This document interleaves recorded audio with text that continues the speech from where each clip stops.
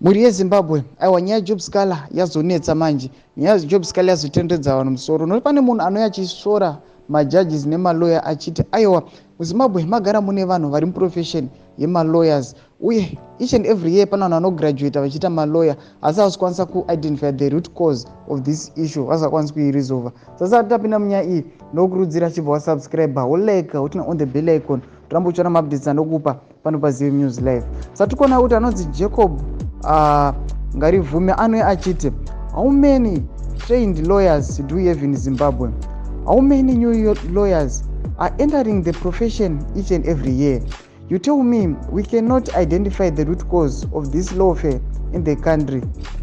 We have to end this judicial persecution once and for all. Sadc achiti aiwa mawandisa malawyer ari muZimbabwe vagara vari muprofession nevari kugraduata each and every year, but hamusi kwanisa kurescue job wascala ari kungonzi ari kungopomerwa mhosva each and every year achikuenda kumacourts achienda nekubuda each and every time, each and every week, each and every month achikuita simombe ziri kuenda kuauction.